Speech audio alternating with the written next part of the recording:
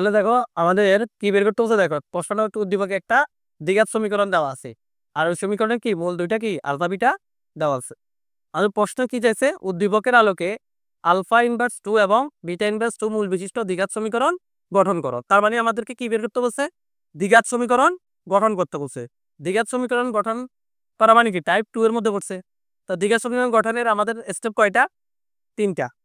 প্রথম স্টেপ কি, প্রথম যে সমীকরণটা দেওয়া থাকবে সেখান থেকে আমরা প্রথমে কি বের করব, আলফা প্লাস বিটা এবং আলফা বিটার মানটা বের করব।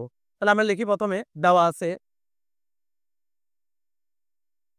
আছে 3x square plus 4x plus 7 সমান কি 0।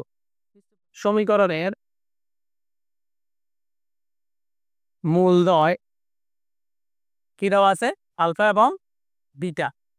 আমরা এখান থেকে কি বের করবো, প্রথমে মূলদ্বয়ের যোগফল, মূলদ্বয় মানে আলফা প্লাস বিটা এবং আলফা বিটা। তাহলে সুতরাং মূলদ্বয়ের যোগফল মানে কি আলফা প্লাস বিটা। বের করার সূত্র কি ছিল, উপর হবে কি মাইনাস এক্স এর সহগ, এক্স এর সহগ কত 4 ডিভাইডেড বাই এক্স স্কয়ারের সহগ কত 3।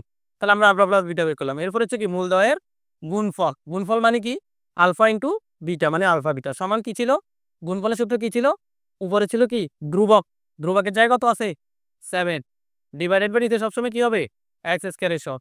তাহলে আমাদের 1 নম্বর কাজ শেষ। কি ছিল, প্রথম সমীকরণ থেকে আমরা কি বের করব, আলফা প্লাস বিটা এবং আলফা বিটার মান বের করব। এরপরে 2 নম্বর কাজ কি, যে দুইটা মূল বিশিষ্ট দ্বিঘাত সমীকরণ বের করতে বলবে, এই যে এই দুইটা মূল বিশিষ্ট দ্বিঘাত সমীকরণ বের করতে বলছে না, তাহলে এই দুইটা মূলে কি বের করব, যোগফল এবং গুণফল। তাহলে লেখো, সুতরাং নির্ণয়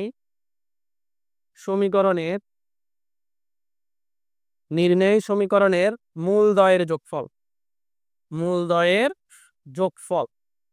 তো মূল দুইটা কি, একটা হচ্ছে আলফা ইনভার্স 2 আর একটা হচ্ছে কি বিটা ইনভার্স 2। তো যোগফল মানে কি মাঝখানে প্লাস। তো আলফা ইনভার্স 2 মানে কি 1 by alpha square, beta plus beta inverse 2 মানে কি 1 বাই বিটা স্কয়ার। এখানে আমরা যদি লসাগু করি তাহলে কি হবে, alpha square beta square, alpha square বাদ, তাহলে আর উপরে কি রাখে বিটা স্কয়ার প্লাস এখানে বিটা স্কয়ার বাদ 1 এর সাথে আলফা স্কয়ার গুণ করলে কি হয় আলফা স্কয়ার। উপরে আবার কি হবে, এটাকে আমরা কি আলফা স্কয়ার প্লাস বিটা স্কয়ারও লিখতে পারি। তাহলে a square plus b square সূত্র, a square plus b square সূত্র আমরা কি জানি, a plus b whole square minus কি জানি 2 ab। আর আলফা স্কয়ার বিটা স্কয়ারকে আমরা লিখতে পারি কি আলফা বিটা হোল স্কয়ার। দেখো এখন আলফা প্লাস বিটার আলফা বিটার মানটা আমরা আগে বের করছি। তাহলে আমাদের আমরা প্রথম কাজটা কেন করছি, এই যে আলফা প্লাস বিটার আলফা বিটার মান কেন বের করছি, মূলদ্বয়ের যোগফল এবং গুণফল বের করতে আমাদের কি আলফা প্লাস বিটা এবং আলফা বিটার মান লাগবে, তাই বের করছি।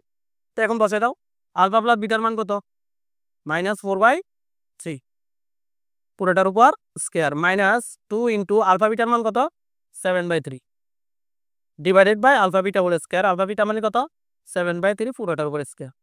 তাহলে এখানে কত আসে, মাইনাস উপর স্কয়ার মানে কি মাইনাসটা প্লাস হয়ে যাবে, আর 4 উপর স্কয়ার মানে কত 16, 3 উপর স্কয়ার মানে কত 9, মাইনাস 2 ইন্টু 7 মানে কত 14 বাই আর এখানে 3, আর নিচে কত থাকে 7 উপর স্কয়ার মানে কত 49, 7 7 49, 3 উপর স্কয়ার মানে কত 9। তো উপরে আমাদের লসাগু হবে, লসাগু করলে 9 আর 3 লসাগু কত 9, আর এখানে 9 আর 9 কে ভাগ করলে 1, 16 আর 1 গুণ করলে কত 16, মাইনাস এখানে কতবার যায় 3 বার, 3 14 কত 42, আর নিচে 49/9।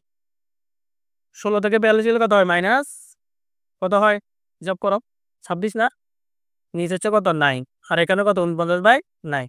এখানে আমরা ডিরেক্ট লিখতে পারি কি -26/9। এটা ইন্টু আকারে লিখলে কি লবটা হয়ে যাবে, অরটা লব হয়ে যাবে, 9 9 কাটা, এখানে আর কাটাকাটি যায় না। তাহলে এটাই হলো আমাদের কি মূলদ্বয়ের যোগফল। এরপরে বের করতে হবে কি যোগফল বের করা শেষ, এবার বের করবো কি মূলদ্বয়ের গুণফল। তাহলে গুণফলটা আমরা এখান থেকে বের করি। হ্যাঁ, তাহলে হচ্ছে নির্ণয় সমীকরণের মূলদ্বয়ের গুণফল। তো মূল দুইটা কি, একটা হচ্ছে আলফা ইনভার্স 2 আর একটা হচ্ছে কি বিটা ইনভার্স 2। গুণফল মানে কি মাঝখানে ইনটু হবে, ঠিক আছে। তাহলে এখানে আমরা এটাকে কি লিখতে পারি 1 বাই আলফা ইনভার্স 2 মানে কি 1 বাই আলফা স্কয়ার, আর বিটা ইনভার্স 2 মানে কি 1 বাই বিটা স্কয়ার। এখানে লেখা থাকে 1 1 গুণ করলে কি 1 উপরে, নিচে কি হবে alpha square beta square, alpha square beta square গুণ করলে কি হয় আলফা স্কয়ার বিটা স্কয়ার। এটাকে আমরা কি লিখতে পারি আলফা বিটা হোল স্কয়ার লিখতে পারি। আলফা বিটার মান কত, আলফা বিটার মান আমরা পেয়েছি কত 7/3, এটার উপর পুরাটার উপর আবার আছে স্কয়ার, তাহলে এটাকে লেখা যায় কত 49/9, 9টা কার সাথে গুণ, 1-এর সাথে গুণ, তাহলে 9/49 এখানে কাটাকাটি যায় যায় না, তাহলে আমরা গুণফল পেয়ে গেছি। যোগফল পাইছি -26/49 আর গুণফল পাইছি কি 9/49। তার মানে আমাদের 2 নম্বর কাজও শেষ। 3 নম্বর কাজ কি, এই যে যোগফল গুণফল বের করছি এই দুইটা আমরা আবার কি করব, সমীকরণে বসিয়ে দিব। লাস্ট কাজ।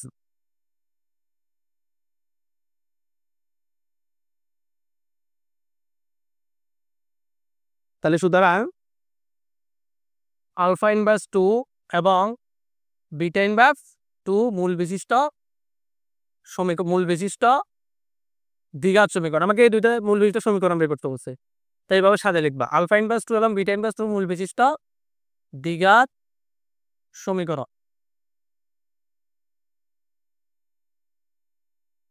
সমীকরণটা মনে আছে, প্রথমে কি ছিল, এক্স স্কয়ার মাইনাস মূলদয়ের যোগফল, মূলদয়ের যোগফল ডিরেক্ট বসাই দিলেও পারো।